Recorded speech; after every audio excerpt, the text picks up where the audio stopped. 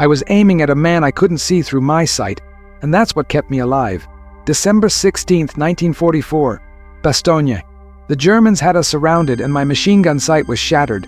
300 yards ahead, enemy infantry was coming through the snow between those pine trees, and every man behind me in that aid station was counting on me to stop them.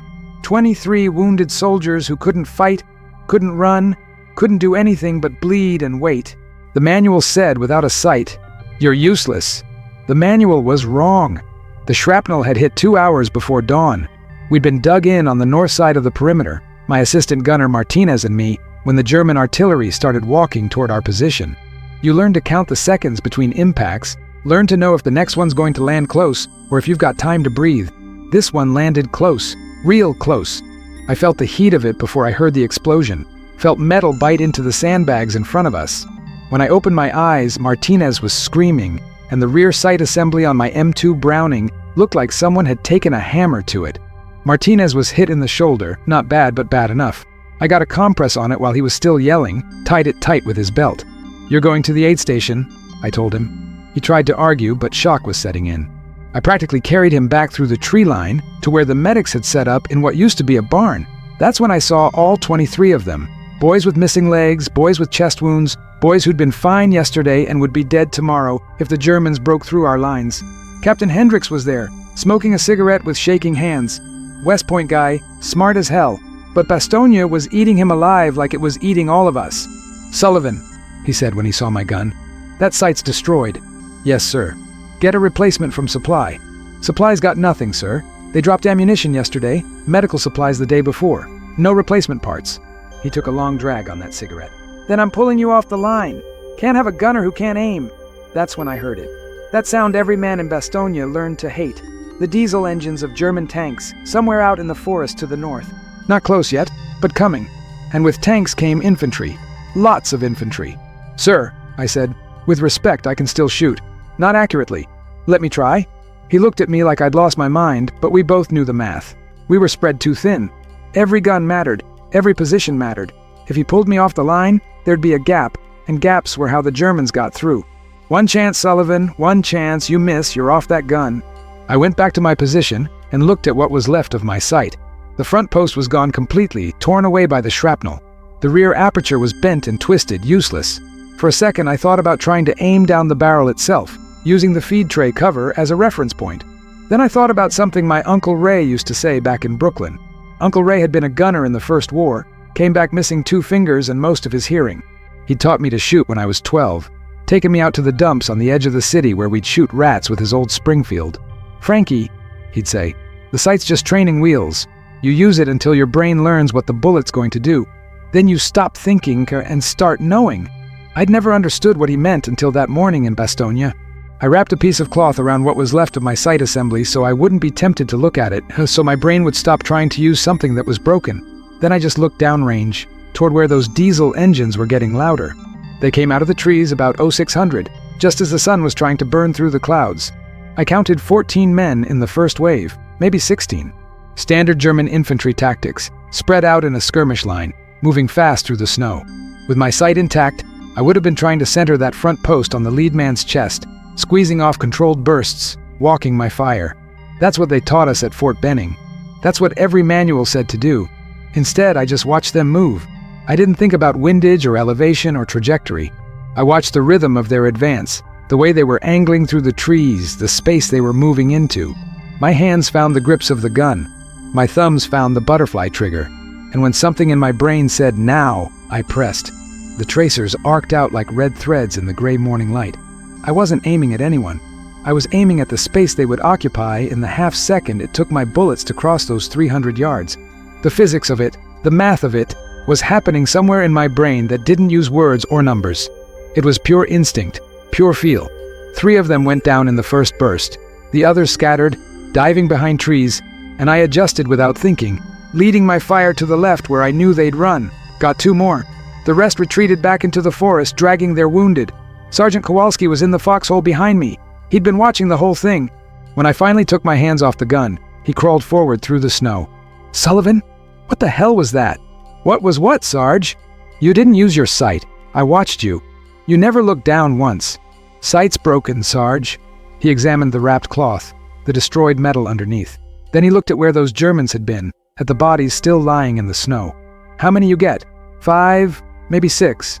With no sight." It wasn't a question. He was trying to make sense of it, trying to fit what he'd seen into everything the army had taught him. He couldn't. Neither could I. Not really. All I knew was it had worked. If you're still listening to my story, I'd appreciate if you'd hit that like button and subscribe. It means these memories won't be forgotten. The Germans tried again an hour later. Bigger force this time, maybe 30 men with a Panzerwaffe in support. That tank was the real problem. My M2 could chew up infantry all day, but it wouldn't even scratch tank armor. We needed a bazooka, needed tank support of our own, needed a lot of things we didn't have. What we had was me and my broken sight and whatever strange thing had happened in my brain that morning. The Panzer came first, crushing through the smaller trees, its 75mm gun traversing toward our position. Behind it, German infantry used it as a shield, moving in its shadow. Smart tactics. The tank would blast our position, and while we were dealing with that, the infantry would flank us. Standard combined arms doctrine. It should have worked. But I'd grown up in Brooklyn, and in Brooklyn you learn early that sometimes the smart play is the crazy play. My Uncle Ray had taught me that too, though not with those words. He'd show me how to shoot at running rats by aiming where they weren't, how to trust that gut feeling that says fire now even when your eyes are saying, wait. I let the tank come. Let it get closer while Kowalski was yelling at me to fire, to do something. At 200 yards I could see the commander in the cupola, could see him scanning for targets. At 150, I could see the sweat on his face even in the December cold. At 100 yards I opened up. Not at the tank. At the commander. A sustained burst, maybe 40 rounds, all aimed at that open cupola. The first rounds sparked off the armor around him, and I watched him flinch, watched him duck down and close the hatch. The moment he did that, he was blind. The driver was blind. The gunner was trying to acquire targets through his periscope, but a Panzer's visibility is terrible when buttoned up. The tank stopped. Just stopped moving. The commander couldn't see, didn't know where to direct the driver, and while they were figuring that out, the infantry behind them was exposed. I traversed left and opened up again, still not using my sight, still firing by feel. The Germans scattered, lost their cohesion. The tank started backing up, crew panicking, and drove straight into a ditch. They abandoned it 30 seconds later, running back toward their own lines. Kowalski was staring at me like I'd sprouted wings. How did you know he'd close the hatch? Anyone would close the hatch with machine gun fire coming at their face. This is... But you knew exactly when to shift fire to the infantry. You knew exactly when that tank would be stuck. I didn't know how to explain it to him. Didn't know how to explain that I wasn't thinking through those decisions. I was feeling them. That same part of my brain that knew when to release the trigger on those running rats in Brooklyn, that knew when a punch was coming in a street fight, that knew things before conscious thought could process them. Captain Hendricks came up after the engagement, picked his way through the snow to our position. He looked at my gun, at the cloth-wrapped sight, at the abandoned Panzer smoking in the ditch. "Sullivan, I owe you an apology." "No need, sir. There's every need. I almost pulled you off this gun because I thought you couldn't fight without a sight. Turns out you fight better without one." He paused. "Why is that?" I didn't have an answer for him then. I wouldn't have an answer for another 50 years. All I could tell him was what I'd observed. "Sir, when I use the sight, I'm slower. I'm thinking too much. My brain's trying to line up metal posts with a target that's moving. But when I just watch the target, watch how they move, something else takes over. It's faster. It's smoother." "Instinct," Hendricks said. "Maybe, sir. Or maybe it's just my brain doing what it's supposed to do when I stop getting in its way." He thought about that for a long moment. "Can you teach it?" "I don't know, sir. I can try." That night, we got 4 hours of rest, which in Bastogne was like a week's vacation. Kowalski brought 3 other gunners to our position, guys who'd been struggling with their accuracy.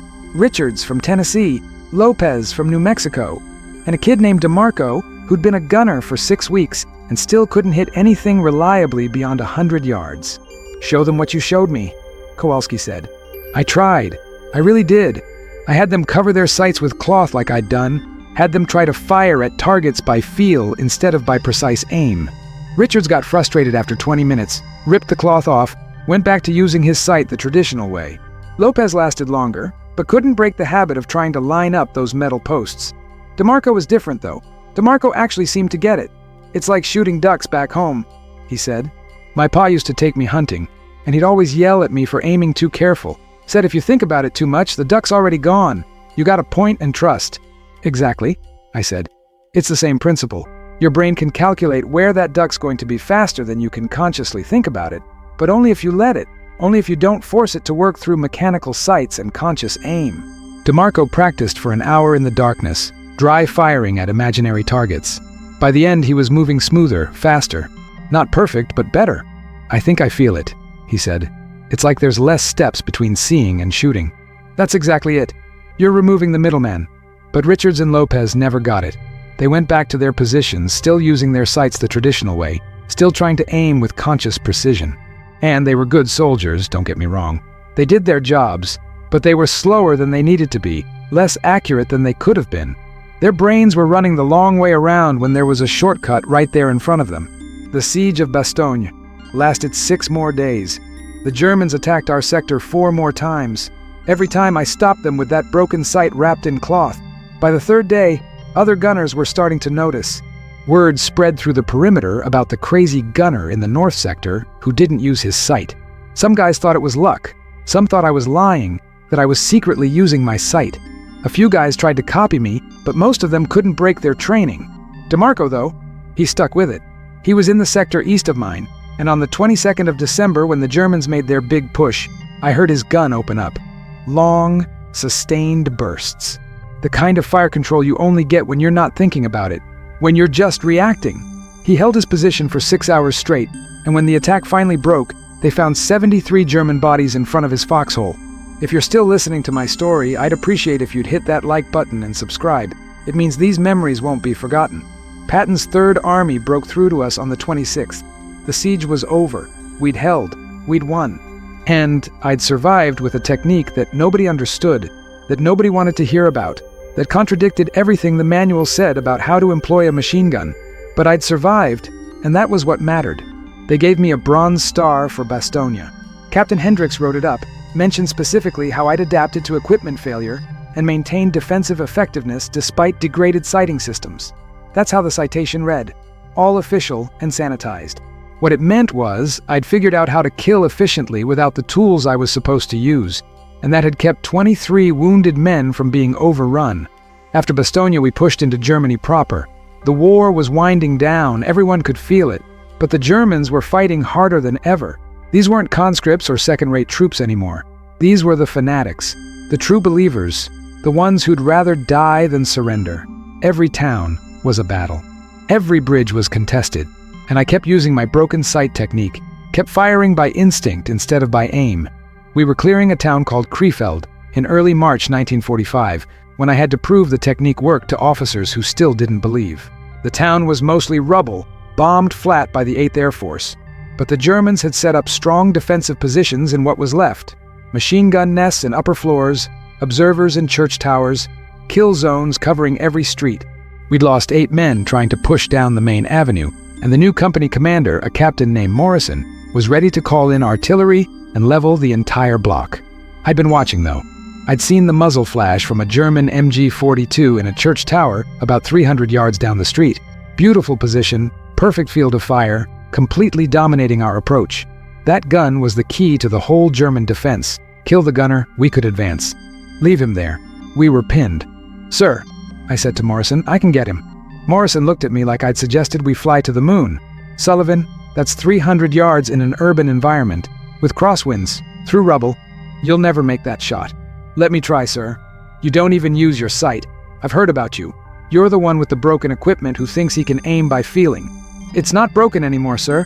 I keep it covered because I shoot better without it." He stared at me for a long 10 seconds. I could see him weighing options, weighing risks. We needed that gun silenced. We needed it bad. "1 belt," he finally said. "You get 1 belt of ammunition. You don't get him? We're calling in the artillery." I set up on a pile of rubble that gave me a good angle on that church tower. My new assistant gunner, a replacement named Jennings, who joined us after Bastogne, helped me position the gun. He'd been with me long enough to know my methods. Didn't question when I told him to make sure the cloth stayed wrapped around my sight assembly. "You're actually going to do this?" Morrison said from behind me. He'd come up to watch, brought half the platoon with him. They all wanted to see if the crazy blind gunner could really make the shot. I didn't answer. I was watching the tower, watching for the next muzzle flash that would tell me exactly where the German gunner was positioned. Watching for the rhythm of his fire, the timing between bursts. Every gunner has a pattern. Short burst, scan, short burst, scan. This guy was disciplined, well-trained. He wasn't wasting ammunition. He was firing when he had targets and conserving when he didn't. I waited for his next burst, watched the flash, marked the location in my mind. Then I settled in behind my gun, let my hands find their natural position on the grips, let my body feel the weight and balance of the weapon. I wasn't thinking about the distance or the wind or the trajectory. I was thinking about that German gunner up in his tower, about the space he occupied, about where my bullets needed to be. The trigger pressed smooth under my thumbs. 40 rounds, one sustained burst. The tracers climbed toward that church tower in a perfect arc.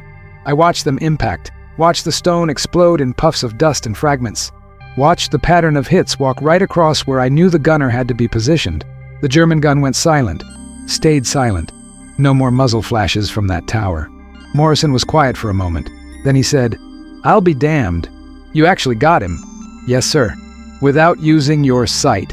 "Yes, sir." "How?" I'd been asked that question 100 times by then. I tried to explain it 100 different ways. Most people didn't get it. But Morrison seemed genuinely curious, genuinely wanted to understand. So I tried again. "Sir, when you use a sight, you're forcing your brain to do something unnatural. You're making it translate movement into a static reference point. But the human brain didn't evolve to use sights. It evolved to track prey, to throw spears, to calculate trajectories instinctively. When I remove the sight from the equation, I'm just letting my brain do what it's designed to do." That's not in any manual I've ever read." "No, sir, it's not. The manuals were written by people who think in terms of mechanics and engineering. But shooting isn't just mechanics. It's neurology. It's instinct. It's accessing parts of your brain that are faster and more accurate than conscious thought." He considered that. "Can other men learn this?" "Some can. Most can't, or won't. They're too conditioned by training. Their brains have been taught that using the sight is the right way, and they can't unlearn that. But the men who can unlearn it, who can trust their instincts, they become significantly more effective." "Show me your sight assembly." I unwrapped the cloth. The sight had been repaired 3 times by then. It wasn't broken anymore. It was fully functional. I just chose not to use it. Morrison stared at it, then at me. "You're telling me you keep a functional sight covered because you're better without it?" "Yes, sir." "That's insane." "Yes, sir. Probably is. But it works." He laughed, short and sharp. "Sullivan, you're either the craziest son of a bitch in this army or the smartest. I genuinely don't know which." He turned to the rest of the platoon. "Anyone else want to try Sullivan's method? You have my permission. But if you're going to do it, you better be damn sure you know what you're doing. I'm not having men get killed because they think they can be instinct shooters." 2 men tried it over the next week. One gave up after a day. The other, a guy named Kowalski's cousin Petey from Chicago, actually got the hang of it. He and DeMarco and I became this weird little brotherhood, the 3 gunners who didn't use our sights. Other men thought we were crazy or lucky or both. But we knew. We knew we'd tapped into something the Army manuals had missed completely. If you're still listening to my story, I'd appreciate if you'd hit that like button and subscribe. It means these memories won't be forgotten. The war in Europe ended on May 8th. We were in Austria by then, just across the border from Germany, when word came through that the Germans had surrendered. Unconditional surrender. It was over. We'd won. I remember that day clearly. Everyone was celebrating, breaking out whatever alcohol they could find, firing their weapons into the air. And I was sitting there behind my M2, still with the cloth wrapped around my sight, thinking about all the men who hadn't made it. Richards, who'd refused to try my method and got killed at the Rhine. Martinez, my first assistant gunner, who'd died from infection 3 weeks after Bastogne. Renfro, who'd missed his chance to fire because he was too focused on getting the perfect aim. DeMarco sat down next to me. He'd made it through the whole war, one of the few gunners who had. "You thinking about them?" he asked. "Yeah, they were good men. They were. They just couldn't let go of what they'd been taught. They couldn't trust their instincts. That's what kept us alive, isn't it? Trusting something we couldn't explain." "I guess so." He was quiet for a moment, watching the celebrations. "You ever wonder why it works? Why we can shoot better without the sight than with it? Every damn day. You think it's something special about us? Or could anyone do it if they tried hard enough?" That was the question, wasn't it? The question I'd been asking myself since that first morning in Bastogne. I think anyone could do it if they could unlearn what they've been taught. But most people can't unlearn. Their training is too deep. Their trust in the mechanical tools is too strong, so they keep using the sight because that's what makes sense, even though something faster and more accurate is right there in their own brain. DeMarco nodded slowly. We're going to go home soon. Back to the world. You think anyone's going to care about this? About what we figured out? No, I said. I don't think anyone will care at all. And I was right. When I got back to Brooklyn in July 1945, I tried to tell my Uncle Ray about what I'd discovered. He listened, nodded, said, I told you the sight was just training wheels. But he didn't seem surprised. He'd known it all along, or at least suspected it. The rest of my family didn't want to hear about the war. My friends didn't want to hear about the war. Everyone just wanted to move on, wanted to forget, wanted to return to normal. I got a job at a factory, got married, had kids. Life moved forward. But I never forgot what I'd learned in Bastogne.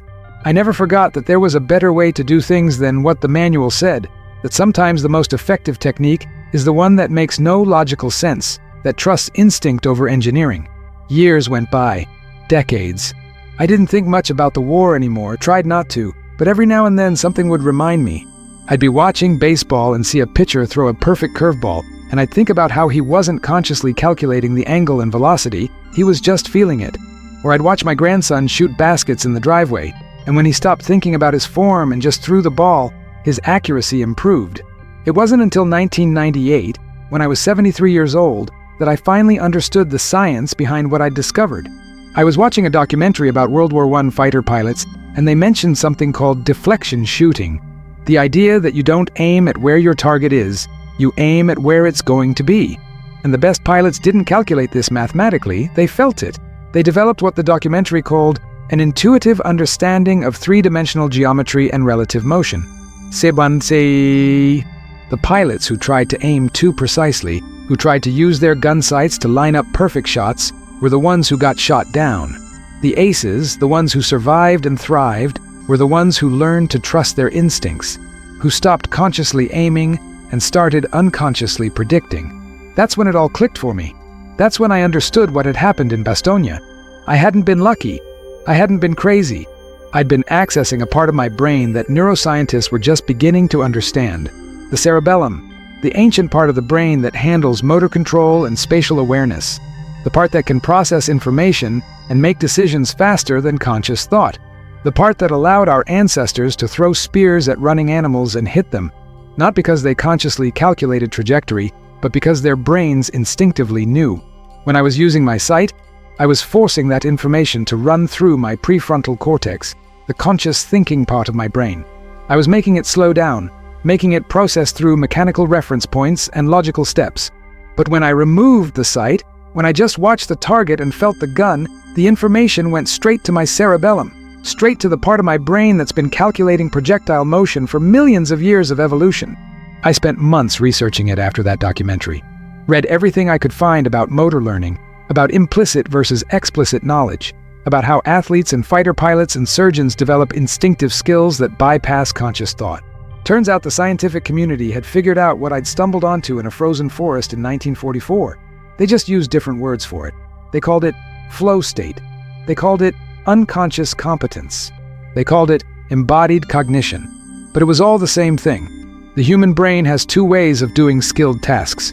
The slow way, where you consciously think through each step, and the fast way, where you trust your instincts and let your cerebellum handle the details. The military was starting to understand this by the 1990s. They were training pilots to trust their instincts, training special forces to make decisions in milliseconds without conscious thought, training snipers to feel the shot rather than calculate it. Everything I'd figured out by accident in Bastogne was being taught in formal training programs. But it took them 50 years to get there. If you're still listening to my story, I'd appreciate if you'd hit that like button and subscribe. It means these memories won't be forgotten. I found DeMarco in 2003.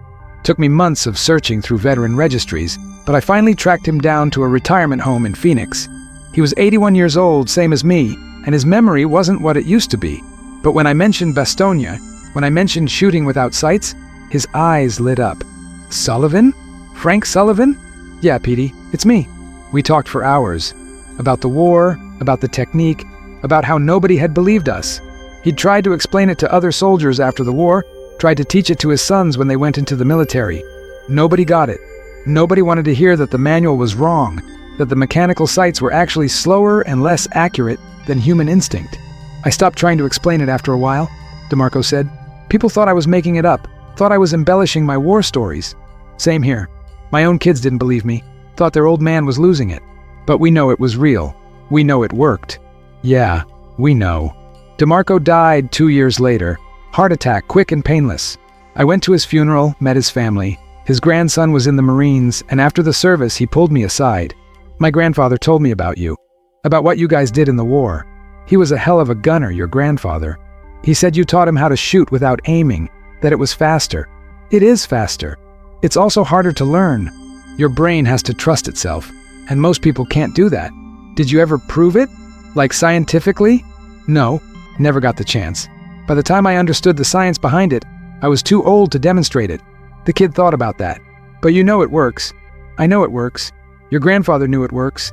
Saved both our lives more times than I can count. I wish I could have seen it. Yeah, I said. Me too. I'm 99 years old now. The last gunner alive who fought at Bastogne using that technique. DeMarco's gone.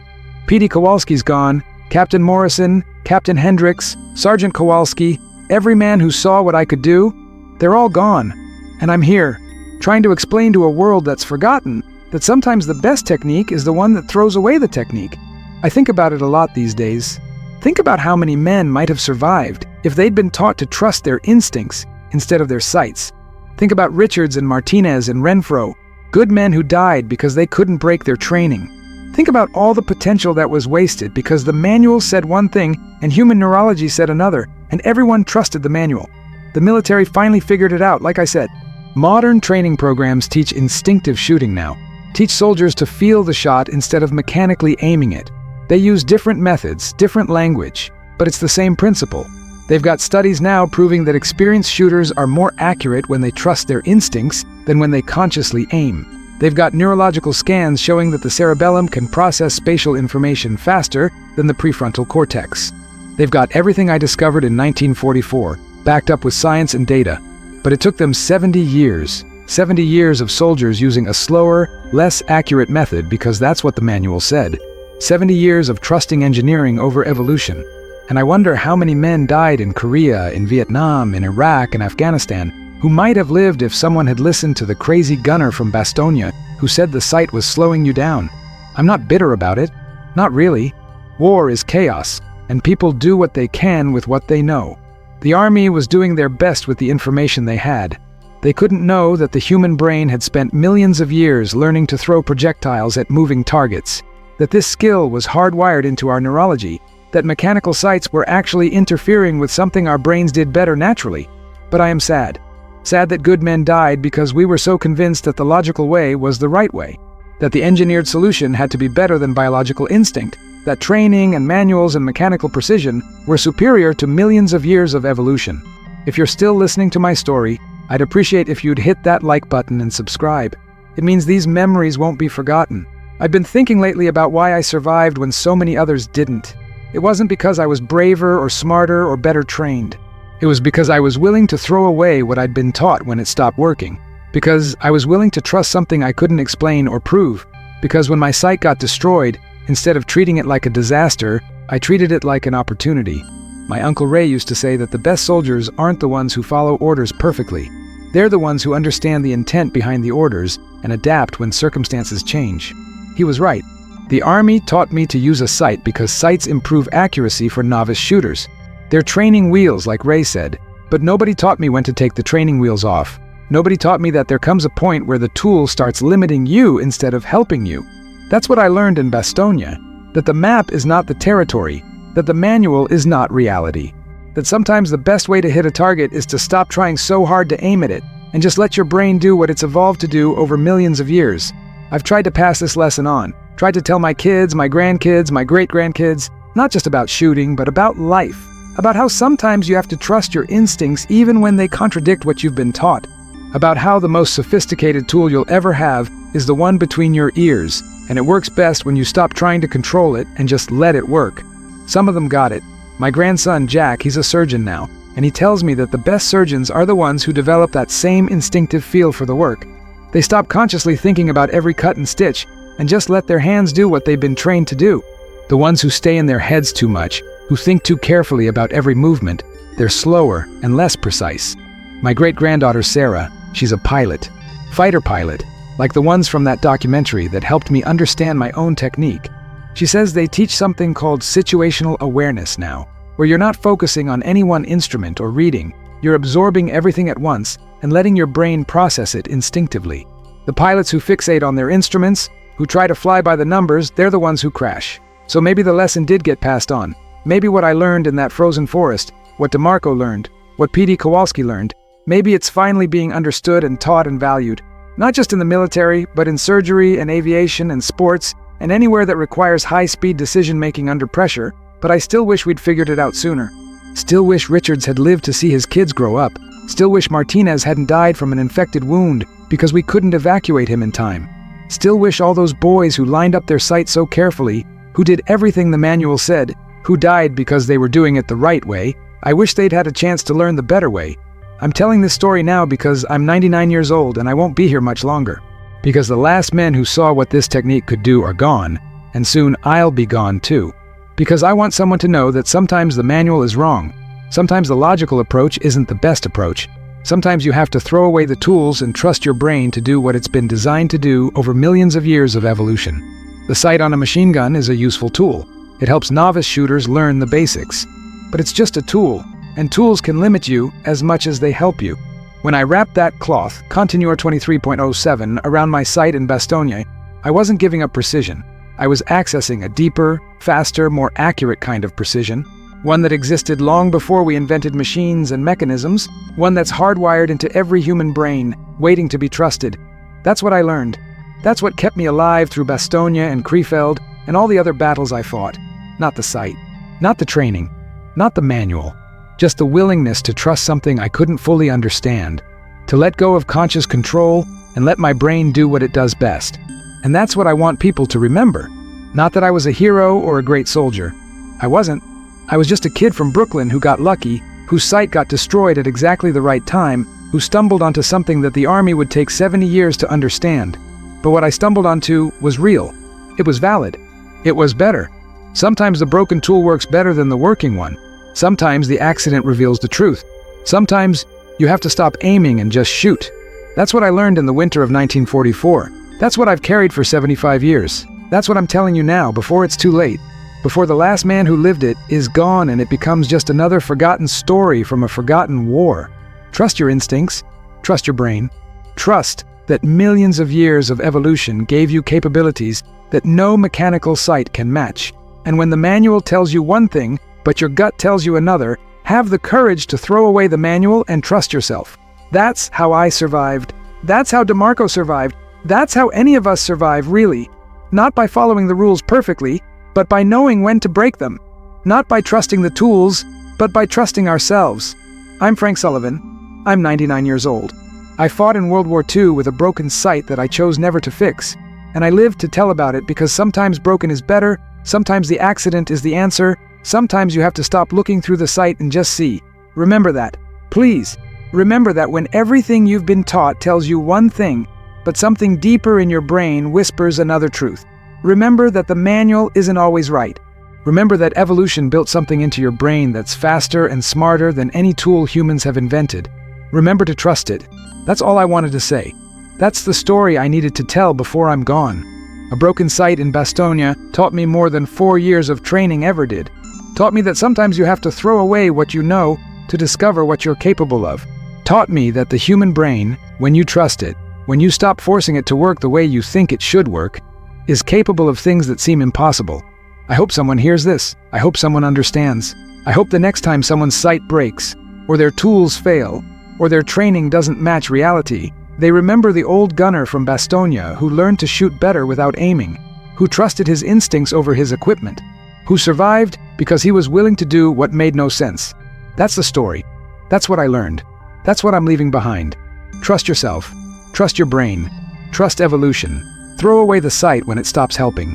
And when everyone tells you you're crazy, when the manual says you're wrong, when logic says it's impossible, remember that sometimes impossible just means no one's been brave enough to try it yet. I tried it. It worked. And I'm here 75 years later to tell you it was real. That's enough. That's all I needed to say. The rest is up to you. Pod continuar com o roteiro 23.21. If you're still listening to my story, I'd appreciate if you'd hit that like button and subscribe. It means these memories won't be forgotten. The thing nobody talks about when they talk about war is what happens after. How you carry it, how it changes the way you see everything. I came home from Europe in July 1945, stepped off that troop ship in New York Harbor, and everyone wanted to celebrate. Wanted to hear about the glory, the victory, the heroism. Nobody wanted to hear about the sight wrapped in cloth or the German boys lying in the snow or the calculations my brain was making without my permission. My father met me at the dock. He'd worked the shipyards during the war, built destroyers, did his part. He shook my hand like I was a stranger, looked at the bronze star ribbon on my chest and said, "Proud of you, son." But there was a distance in his eyes, a gap between us that hadn't been there before. He didn't know what I'd seen, didn't know what I'd done, didn't know that I'd learned to kill men by feel, by instinct, by trusting something deeper than conscious thought. I moved back into my old room in Brooklyn. Same bed, same window, looking out on the same street.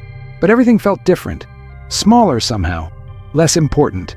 I'd lie awake at night and hear diesel engines that weren't there, smell cordite that was 3,000 miles away, feel the weight of the M2's grips in my hands even though I was holding nothing. Uncle Ray came to visit 2 weeks after I got back. He was 63 by then, still missing those 2 fingers from the First War, still half deaf from the artillery. He sat on my bed and didn't say anything for a long time, just sat there, looking at me with eyes that understood things my father never could. "You saw it, didn't you?" he finally said. "Saw what?" "What I tried to tell you, about the sights being training wheels."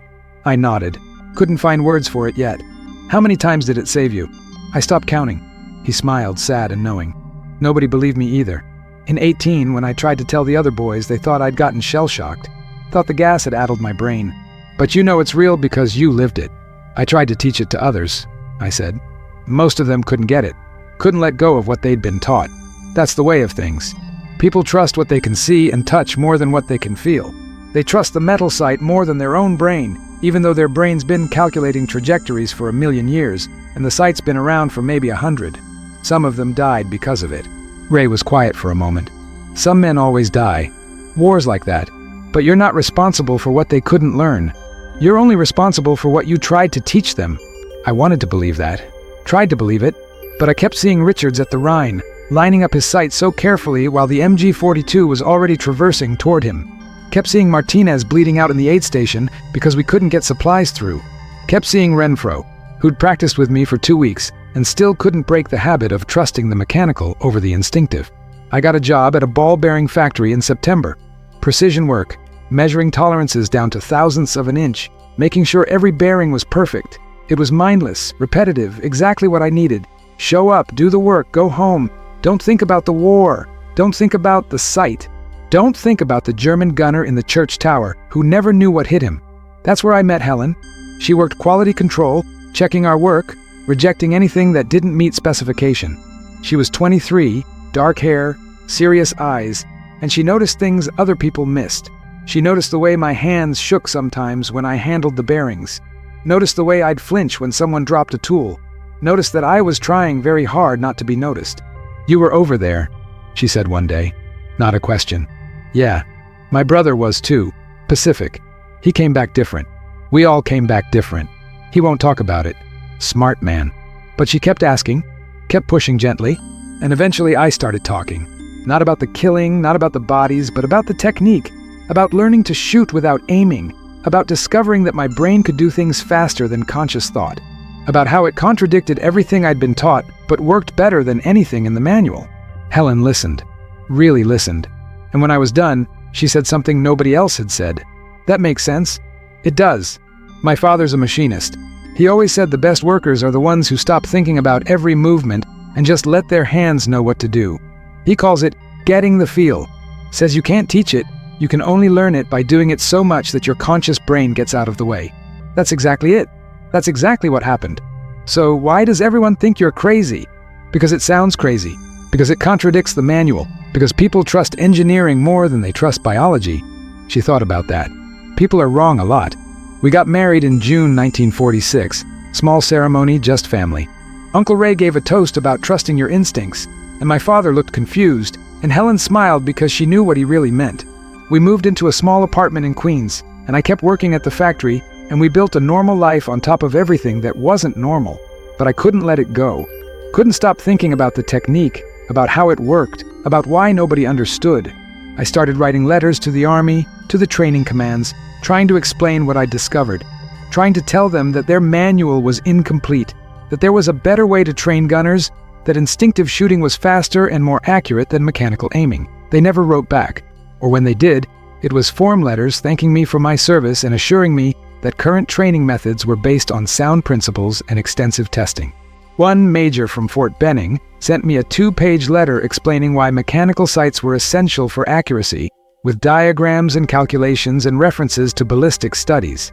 He ended by suggesting I might be suffering from combat fatigue and should speak to a Veterans Administration doctor. I stopped writing letters after that. What was the point? I couldn't prove what I knew, couldn't demonstrate it, couldn't make anyone understand that I'd accidentally discovered something important, something that could save lives, something that contradicted every assumption the Army was built on. Helen found me burning the letters one night in our kitchen sink. "You're giving up," she said. "I'm accepting reality."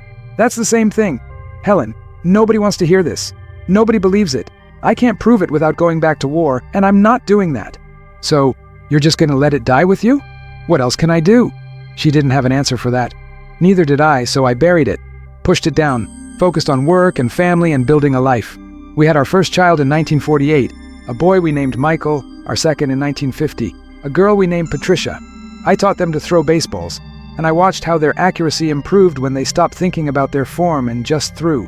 Watched how they learned better by feel than by instruction. But I didn't tell them about the war. Didn't tell them about Bastogne. Didn't tell them about shooting without sights. If you're still listening to my story, I'd appreciate if you'd hit that like button and subscribe. It means these memories won't be forgotten. The Korean War started in June 1950. I was 25 years old, had 2 kids and a wife and a factory job. The Army tried to call me back, but I'd done my time. I'd earned my discharge. I wasn't going back to show them what they wouldn't believe the first time, but I followed the war in the newspapers, read about the machine gunners at the Pusan perimeter, at the Chosin Reservoir, in all the desperate fights where outnumbered Americans held against Chinese human wave attacks. And I wondered how many of those gunners were lining up their sights carefully, consciously, slowly, while enemies poured toward them by the hundreds. Wondered how many of them died, because they were aiming when they should have been feeling. I met a Korean War veteran in 1953, right after the armistice. He was working at the factory, replacement for a guy who'd retired.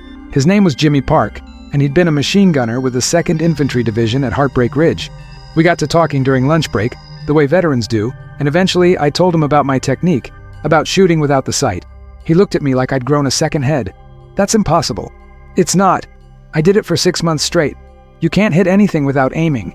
You can if you let your brain do the work instead of forcing it through a mechanical process. He shook his head. I don't buy it. I spent 2 years behind a 30 cal, and I'm telling you, you need that sight. You need something to reference, some way to know where your rounds are going. The tracers tell you where your rounds are going. By the time you see the tracers, it's too late to adjust. Not if your brain's processing fast enough, not if you're trusting instinct instead of conscious aim. We argued about it for 20 minutes. He wouldn't budge, couldn't accept that what I was saying was possible. Finally he said, "Look, if you're so sure about this, why don't you prove it? Why don't you show someone, demonstrate it?" I can't. I'm not in the military anymore. I don't have access to ranges or equipment or targets. So, it's just a story. Just something you claim happened. And that's what it became. Just a story. Just something the weird guy from World War II claimed he could do, but couldn't prove. Jimmy Park thought I was exaggerating or misremembering or making it up for attention. He wasn't mean about it, wasn't hostile. He just didn't believe me. And I couldn't blame him. If someone had told me the same story before Bastogne, I wouldn't have believed them either. The years passed. My kids grew up.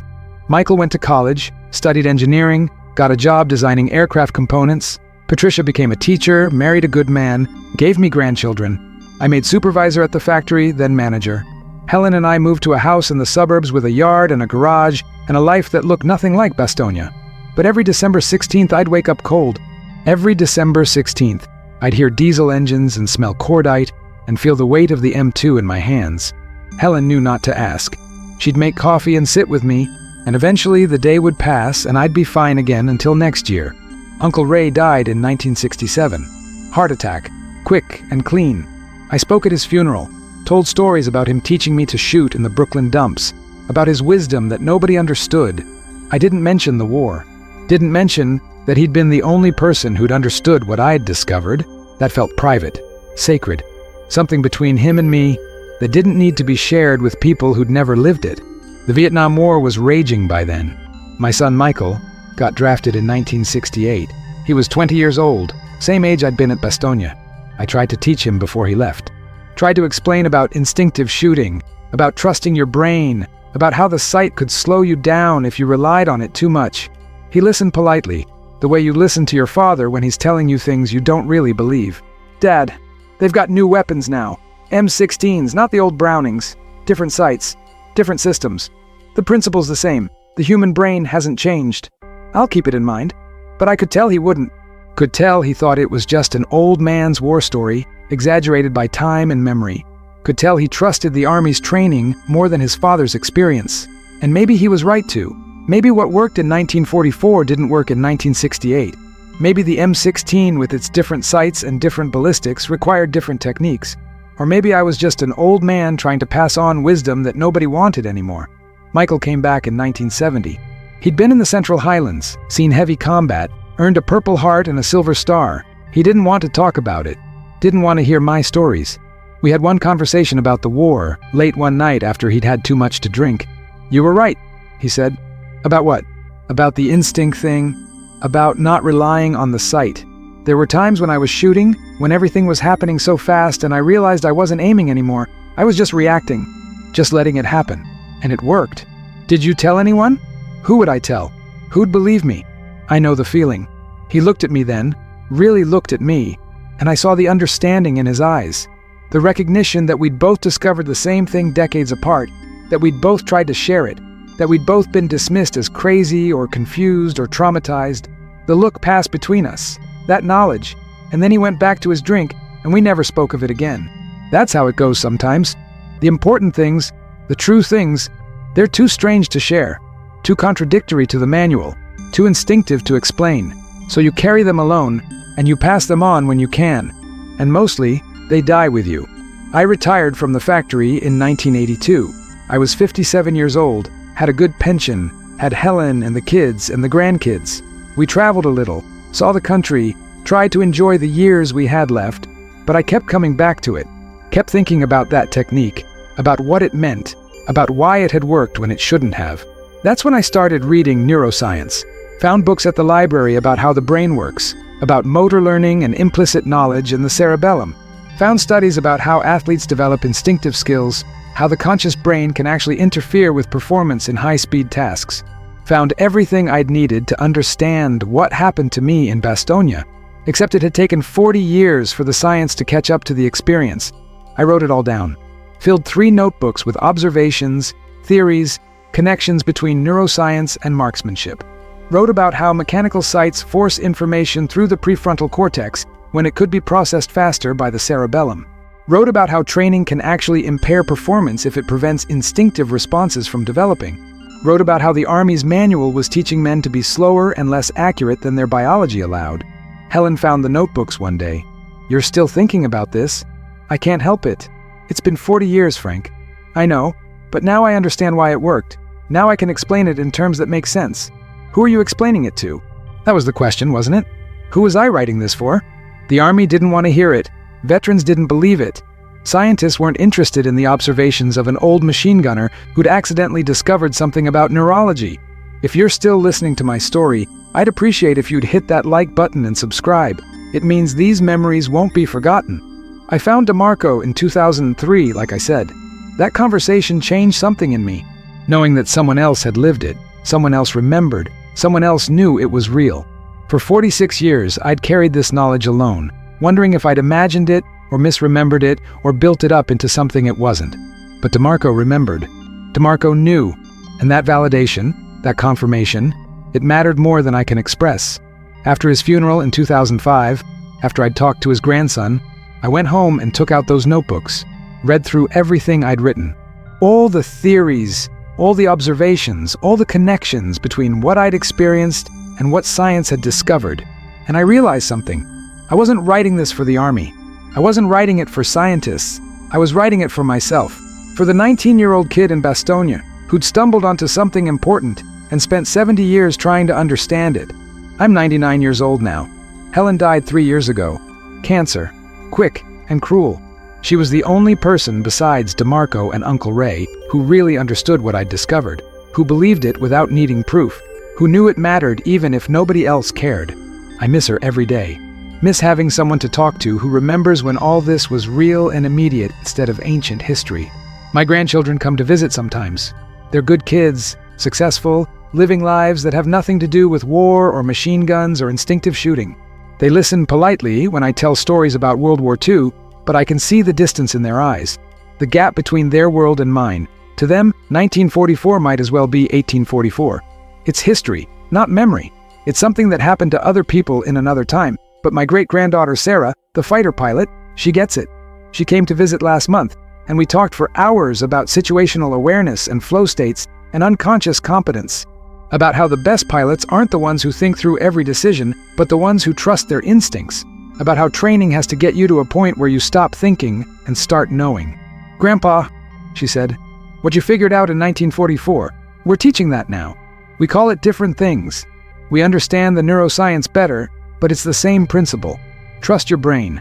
Let the training become instinct. Don't think, just do. Took you 70 years to figure it out." She laughed. "Took humanity 70 years. You were just ahead of your time." Maybe I was. Maybe that's why nobody believed me. You can't be too far ahead of the curve, or people think you've lost the curve entirely. You can't know something that contradicts everything everyone else knows, or they'll decide you're the one who's wrong. But I wasn't wrong. I know that now. The science proves it. The military teaches it. Athletes understand it. Surgeons practice it. Pilots live it. What I discovered by accident in a frozen forest 75 years ago, when my sight got destroyed and I had to adapt or die, that's become standard knowledge, standard practice, standard training. I just wish it hadn't taken so long. Wish Richards and Martinez and Renfro and all the others could have known, could have learned, could have survived. That's what haunts me most. Not the killing. Not the Germans who died when I fired without aiming. They were trying to kill me, kill my friends, kill those wounded men in the aid station. That was war. That was the job. What haunts me is the Americans who died because they were doing everything right according to the manual. Everything they'd been trained to do, and it wasn't good enough. Because the manual was wrong. Because the training was incomplete. Because nobody had figured out yet that the human brain is faster and smarter than any mechanical sight. I think about that a lot these days, about how many men died in World War II, in Korea, in Vietnam, because they were following doctrine that contradicted their own neurology, about how military training is always fighting against millions of years of evolution, trying to impose mechanical precision on organic intelligence, about how long it takes for institutions to accept that sometimes the old ways, the instinctive ways, are better than the engineered solutions. The Army gets it now. Special Forces train soldiers to trust their instincts. Snipers learn to feel the shot. Machine gunners practice instinctive fire. Everything I tried to teach in 1945 and nobody wanted to hear, it's in the manual now. It's official doctrine. It's what they teach at Fort Benning to every new gunner. But it's too late for Richards, too late for Martinez, too late for Renfro and all the others who died doing it the right way, the slow way, the way the manual said was correct. That's why I'm telling this story. That's why I'm recording all this before I'm gone. Because someone needs to know that the manual isn't always right. That training can be wrong. That institutions can be wrong for decades before they figure it out. And that when your instincts tell you something different than what you've been taught, you might not be crazy. You might be right. The sight on my M2 was shattered in December 1944. Instead of getting it fixed, I learned to shoot better without it. That's the whole story. Everything else is just details. But those details matter. Those details are the difference between conscious aim and instinctive fire, between mechanical precision and biological speed, between the way we think things should work and the way they actually work. I wrapped my sight in cloth because it was slowing me down, because my brain could calculate trajectories faster than my eyes could align metal posts, because evolution had spent millions of years teaching humans to throw projectiles at moving targets, and a mechanical sight from 1917 was interfering with that ancient skill. That's what I learned. That's what saved my life. That's what I've tried to explain for 75 years. And now finally people understand. The science exists. The training exists. The doctrine exists. Everything I knew in my gut in 1944 is now proven, accepted, taught. I'm just sorry it took so long. I'm sorry Richards didn't live to see his technique validated. Sorry Martinez died believing he was doing it right. Sorry Renfro never got the chance to unlearn his training and trust his instincts. I'm sorry for all of them, the good men who died because they trusted the manual more than they trusted themselves. That's the real lesson here. Not that mechanical sights are bad. They're not. They're useful training tools.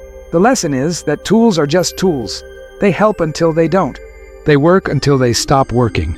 And when that happens, you have to be willing to throw them away and trust something deeper, something older, something that's been keeping humans alive since long before we invented sights and manuals and doctrine.